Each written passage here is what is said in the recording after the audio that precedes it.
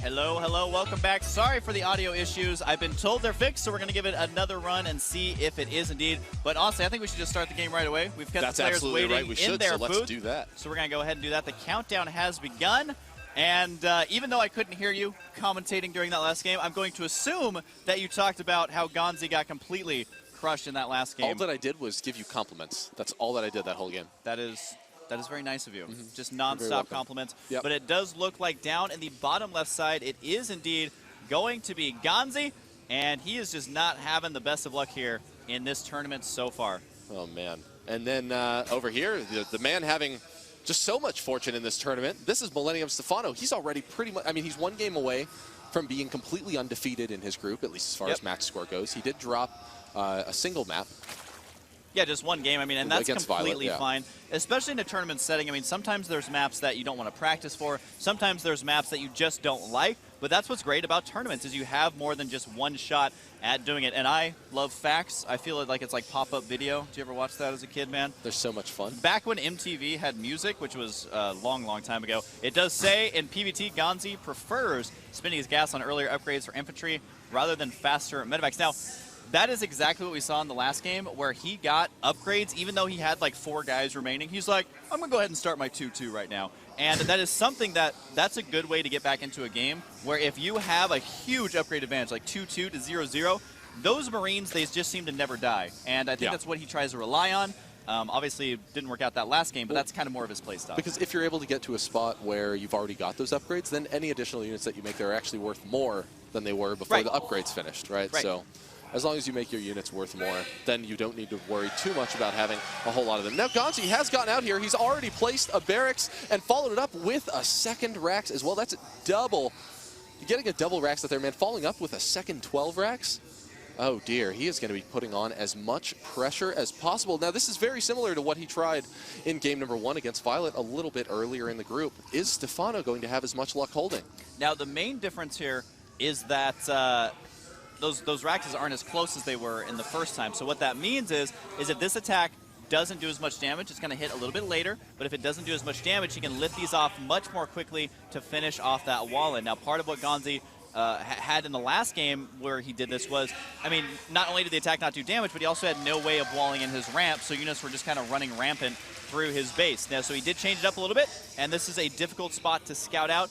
And Stephano also, I believe, just to triple check here, he did not drone scout already, so that means he has no idea about this, because Overlords, while they still move quickly, they still are relatively slow in getting to the base. Unfortunately, they aren't able to see absolutely everything on the map, right? They're faster.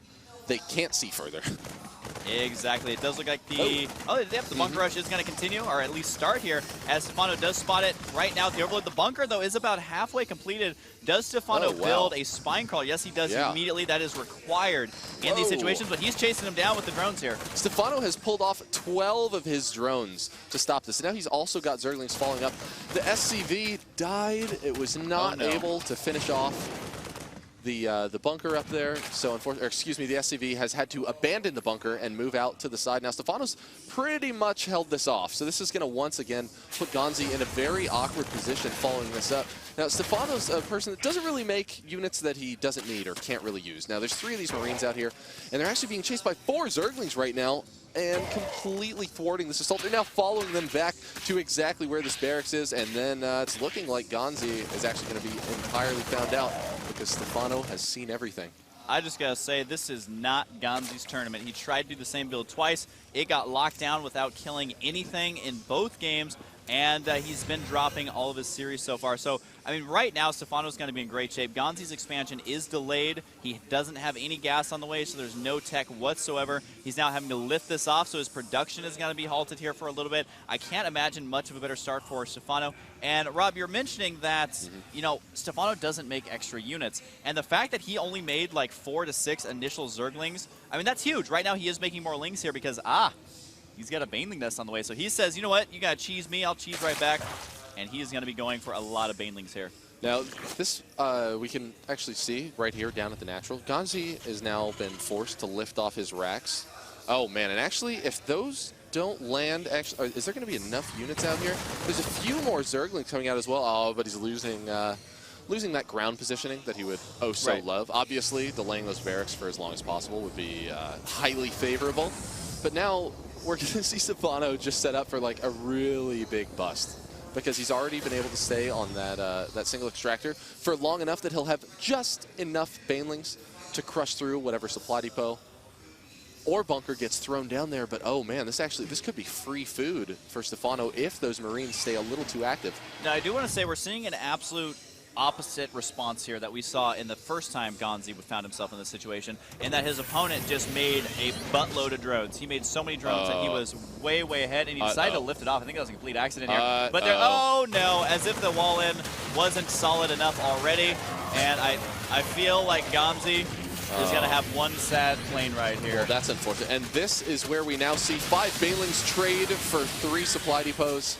And still though, Ganzi, and Ganzi is now forced to tap out. So Stephano taking a very quick 2-0 there. there. I mean, both of those games ended up being relatively short. The first game was a little bit longer. We saw more than it felt just like minerals being mined by the Terran player in that game. So at least that one was a tad bit longer. But unfortunately for Ganzi, I feel like, you know, I believe it was him in the interview, right, who was saying he felt tired. I wonder if that played into this at all, because sometimes he was tired, but the girls are beautiful, so that made him feel good. He's going to need those beautiful girls tonight, man, because he has had not a very good run here in this tournament. So he gets $500, right?